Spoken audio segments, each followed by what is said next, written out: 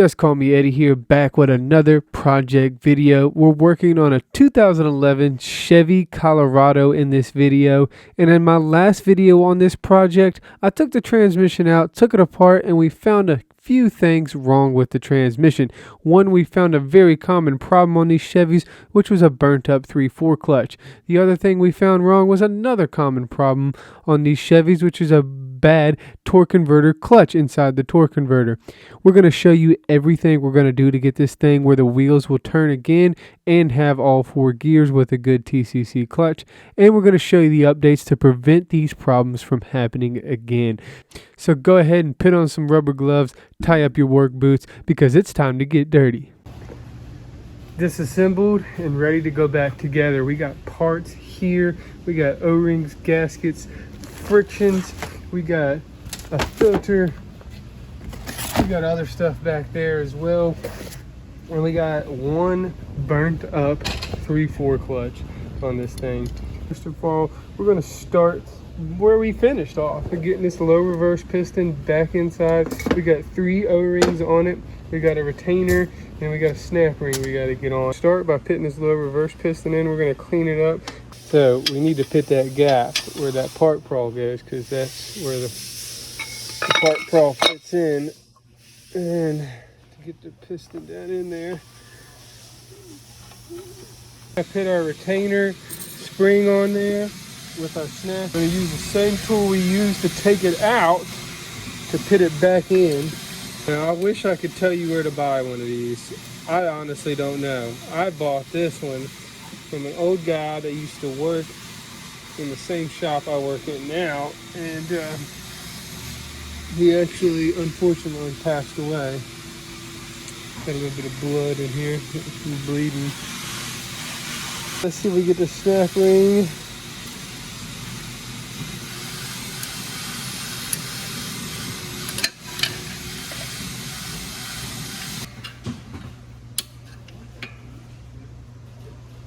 Alright, looks like the snap ring's in there. We just screw this thing back up. Shaft, rear planet assembly, all loaded up. Only thing we're missing is the sun gear, which that will come later. Now we're just going to set this down in here. And there is a bearing on the bottom side right here. Just set that down in there. It turns just like that. Nice. As far as the friction goes.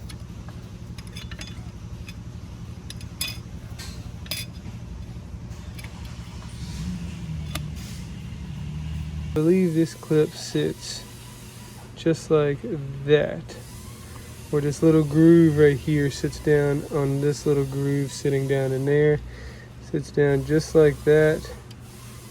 And I greased it up pretty well with some assembly lube just to let it stick. Yep, just like that.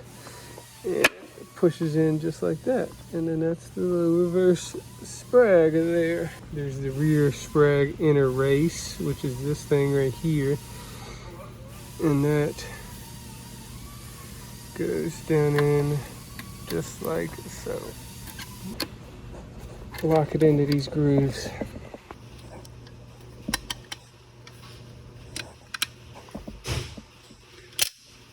There we go.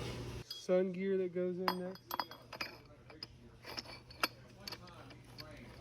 We have a sun shell that goes right in here, just like that. 3/4 clutch hub right here with the ring gear on the inside. I'll show you what the ring gear is here for. And now we got a bearing that goes in here just like that. We have our input planetary here, our front planet. And that goes in just like that. And then this little ring that goes in there. And they actually give you a new one in the kit. So I got a new snap ring here. See how that shaft will pop up like that? You gotta hold it up to get the snap ring on there properly. And this snap ring can be a little bit of a pain to get down on there. Alright, now that snap ring is in there. We got the bottom half completely together. show you what we found wrong with this thing. Now, when we were driving this thing, when we hit third gear, that tachometer went, oh, not good, no third gear. And the reason for that is this clutch right here. This is called a 3/4 clutch right here. Basically, when third gear comes on, this clutch is giving the main power to turn the wheels through these clutch pads. There's no more friction material left on these clutches, so it had nothing to grab. It's another clutch in the bottom of here, and that comes on for first and second gear, and that's actually called the input clutch. That works fine, but it does not do anything in third gear. Only this clutch comes on in third gear. We also had our 4-2 band, which also comes on in second and fourth gear. It was still working, but it was obviously burning up and slipping a little bit. So we're going to replace that as well, sand that back up. The other big problem we had was in the torque converter. We cut the torque converter apart, and we always want to check the clutches in here, and we have no clutch in here. This clutch has been worn down to bare metal, and it looks like it had been applied a few times with metal on metal. There's a few things we're going to do to this transmission to ensure that this won't happen again. One thing we're going to do is replace all the clutches and seals in it, and then we're going to replace an input sprag inside that 3/4 clutch drum, along with an EPC solenoid to give it good clutch pressure. And then we're also going to do a number of other things like pistons in that 3/4 clutch drum right there, and in that other drum as well. We're also going to be putting a new band in this thing. So these are all the parts we're going to be putting in it, and we're going to be going through the 3/4 clutch drum and then putting an update in the valve body to prevent the TCC slip from happening again. Alright, we got this retainer out. Now these pistons come out, and I'm not sure if they're going to just come out of here. Actually, they are. Look at that. Just like that. There's that first piston.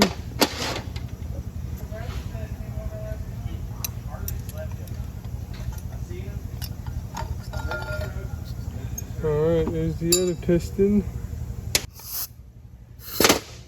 There it goes. Yes sir, just like so. Alright, so we got a piston kit here. New pistons. That's the very bottom one there.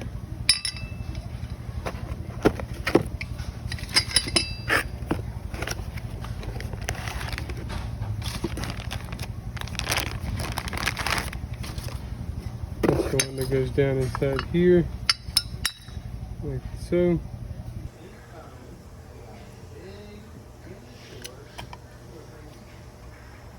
There we go with that, and then we'll set this assembly, and this assembly only goes in one way.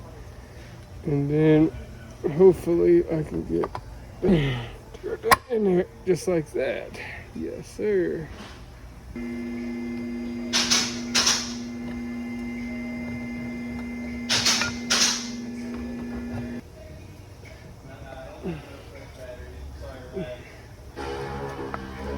There we go. And these only go in one way, and there's only 2 frictions and 3 plates. Snap ring out of here, and this will get our sprag out the way.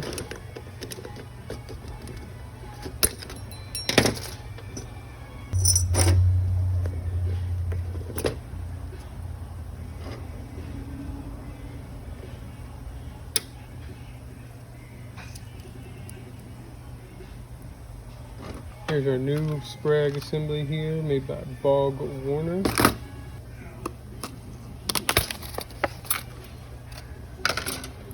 See which way's up, which way's down. So we kind of just got to put it together and see what happens.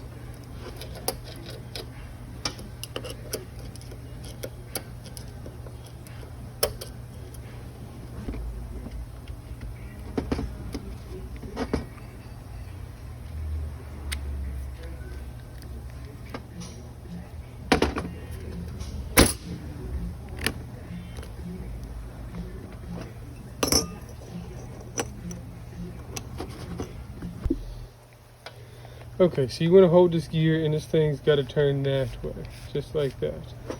So if you're holding this bottom part, this thing still turns just like that. And if you're holding this part, the bottom part should turn just like that. That's how it's supposed to work. You got to replace that sprag because it is a weak part in this unit. It's what holds all the power. Took apart and put together. This goes down in here.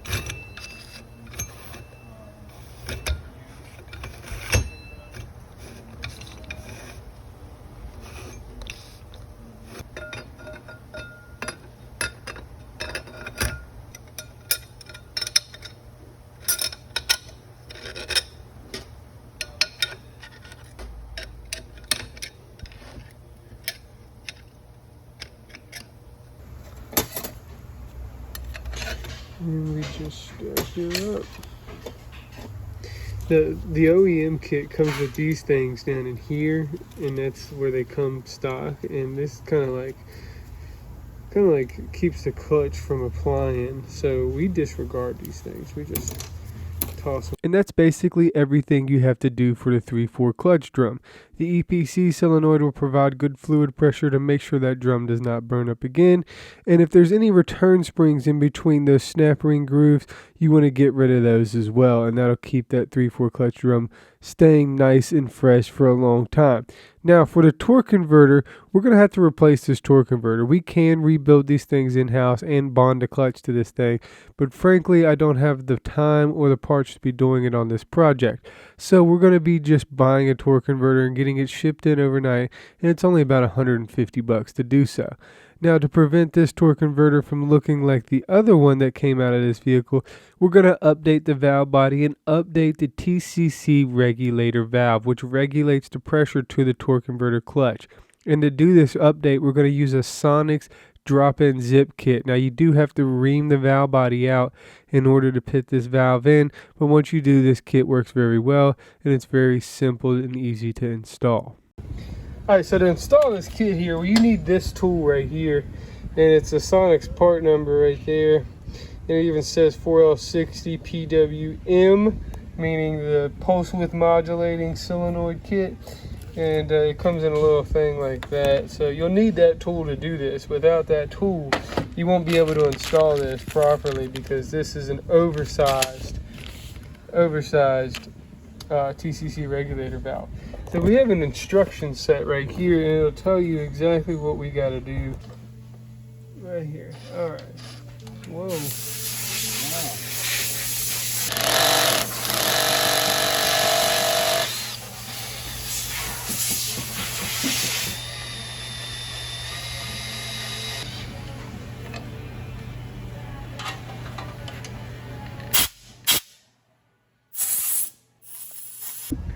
Okay, so we got our valve body reamed out, and that's our hole down in there. It looks pretty good if you ask me, which